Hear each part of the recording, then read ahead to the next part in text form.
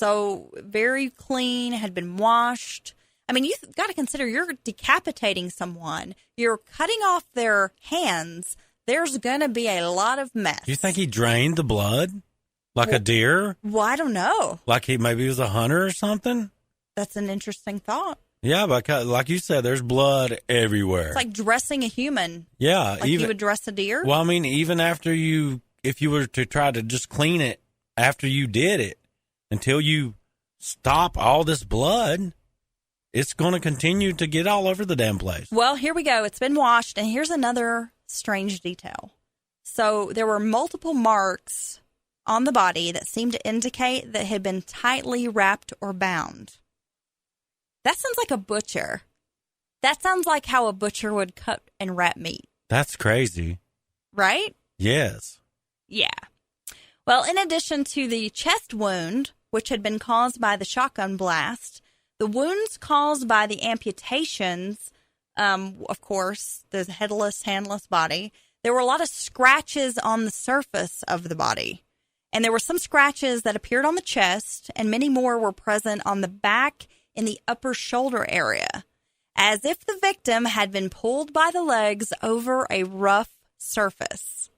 Wow. So, as you mentioned, this could very easily be someone who's been tied up, dragged across the ground as they're being pulled up, and hung by their feet, maybe down up a tree. Like, as you're saying, this sounds like someone who maybe dressed a body as though it were a deer or some other animal. I've only really seen deer. I mean, I come from a family of hunters. Right. And I've seen a lot of deer dressed in my day. And, of course, they get tied up by the feet. They get hung up from a tree. Let gravity do its work. Gutted. They bleed out. Yep. It smells horrific. That's how they would do hogs. They would tie them up. Exactly. Slit their neck, let them hang there. Yeah. Well, that is what the evidence is suggesting, that the victim had been pulled by the legs over a rough surface. So also found at the scene were blood spots on the pavement near the side of the road and 2 to 3 foot piece of white rope which bore some kind of green stain. Right? So there was a fella, he was a longtime friend and neighbor that lived directly across Pisgah Creek from the defendant's summer home in Haywood County. So we're talking about McElrath, Jimmy McElrath. This guy's name is Clyde Kelly. And Kelly would later testify that it was very unusual for the McElraths to come to Haywood County during the winter. Because according to Kelly, Jimmy and Nancy, his wife, would generally leave North Carolina sometime in October, and that they wouldn't return until April. Okay. So again, snowbirds. Yeah. People who come in the spring when it starts to warm up, stay through the warm weather months, and then maybe stay for the fall color and then leave and go back to Florida. Right. A lot of those folks around. Enjoy the nice mountain breeze and the nice evenings in the summer. Right. Well, Kelly testified that he had never known Jimmy McElrath to come to North Carolina without his wife. So the guy had never come up to his mountain summer home without his wife in tow. And during the winter months, the home was winterized, and only, the only electricity that was left connected at that home was the refrigerator.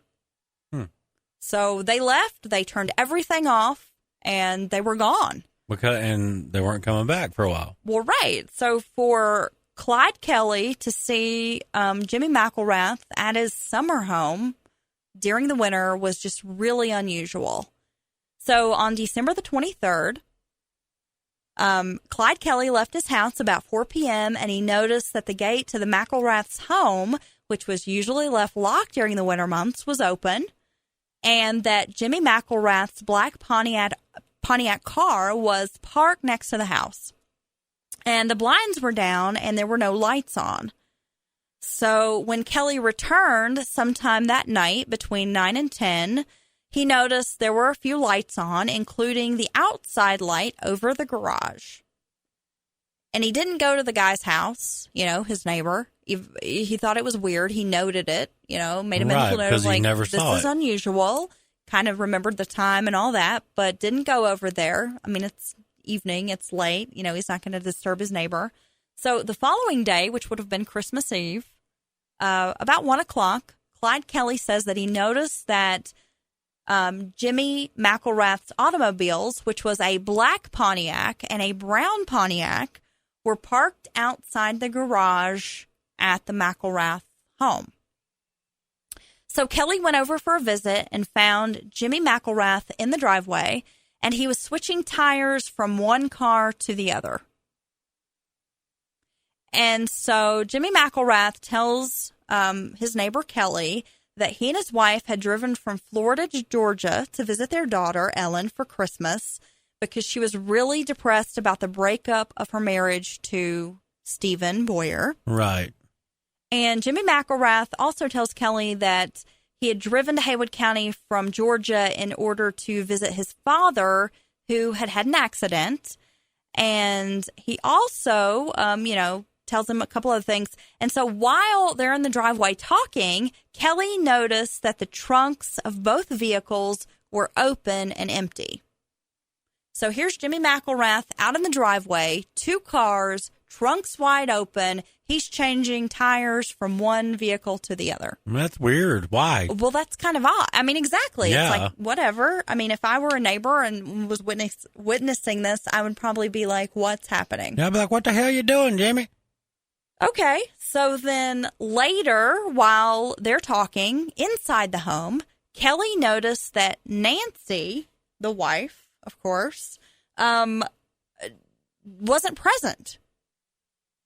And, that was kind of an odd thing. Again, he had noted that, they're normally there together. And then I guess he's noticing that, both these 2 vehicles are here, but she's not here.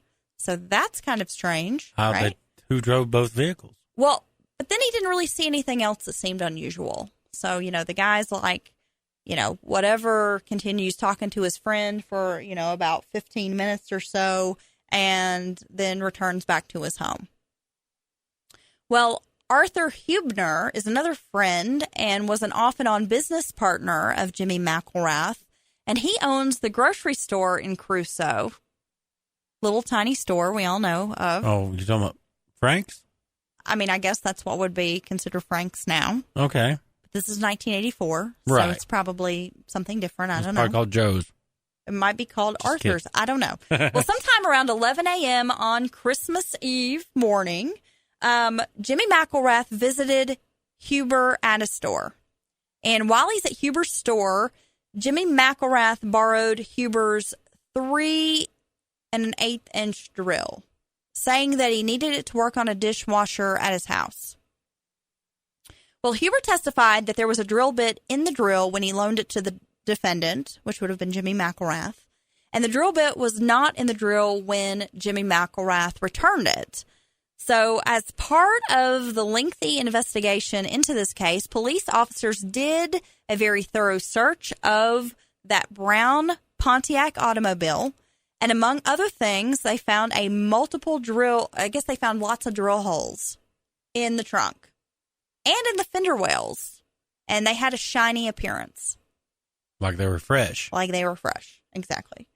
So a lot of different law enforcement officers would later testify at the trial that they did this exhaustive investigation of that Haywood County summer home belonging to Mr. McElrath.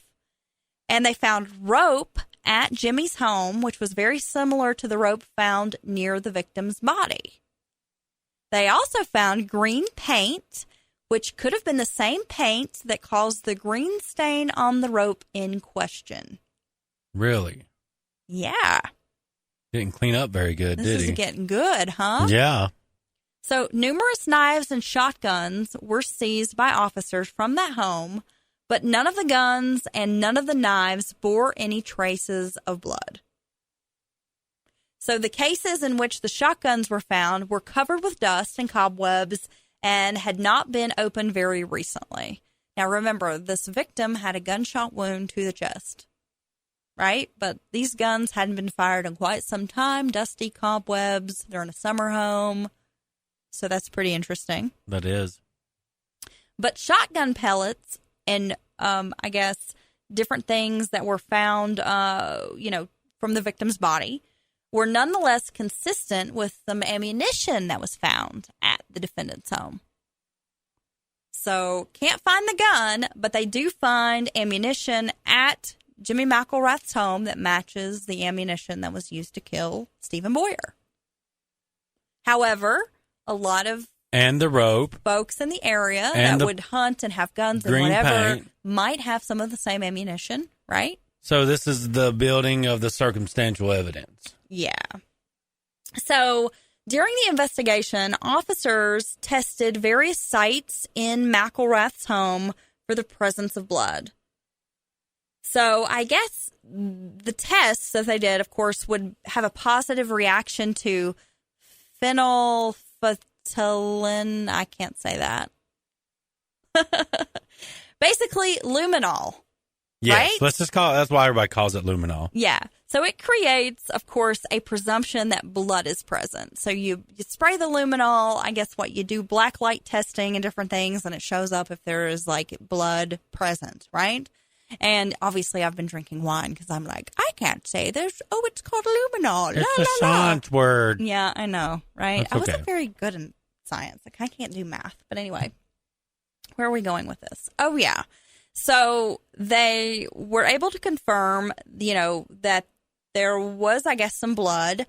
The luminol reacted positively in some areas on a curtain on the door between the garage and the kitchen, the garage floor under a garden hose, and at a spot near the middle of the floor, and I guess on a vanity in one of the bedrooms. And the spot on the bathroom vanity was confirmed as blood when they did further testing. Now, at this time, they had to do more testing to determine that this was human blood or even to further determine a relative blood type.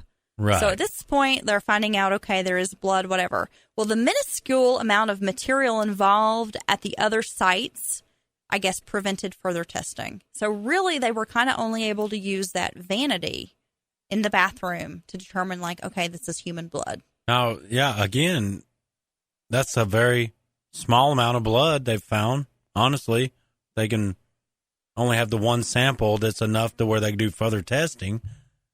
So, well, if you think about, okay, a bathroom vanity, well, there would probably be some kind of human blood there. Think about it. That's I mean, true. You shave in front of the Nosebleeds. mirror. I'm thinking of, there's a lot of things. You cut your Anything. finger, maybe you run in the bathroom, you Right. rinse your finger, put a Band-Aid on it. Yeah. I mean, that's pretty common.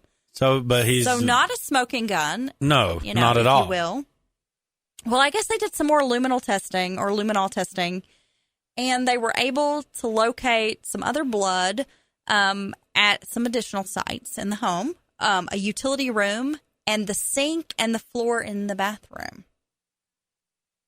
So perhaps this gentleman was hacked up in this bathroom and the blood was drained down the bathroom, the sink drain, that would shower be... drain. I mean, that would make sense. That right? would make... you're not going to do it in the living room floor, surely. Well, then the brown Pontiac was subjected to a pretty extensive investigation.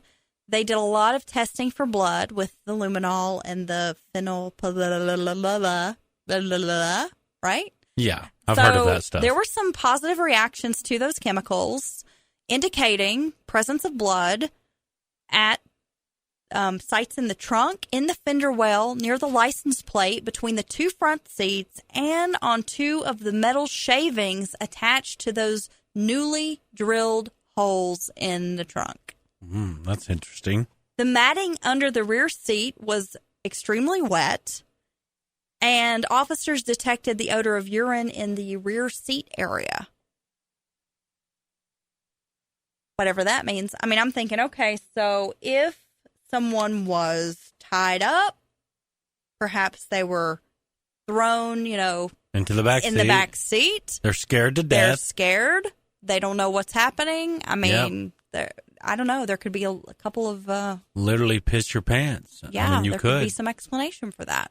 There could be. Otherwise, maybe this guy just was driving on a long trip and decided that he didn't want to have to stop and pee, so he just somehow peed in the backseat. I don't know. Maybe he spilled his piss jug. Maybe he, exactly. Like maybe he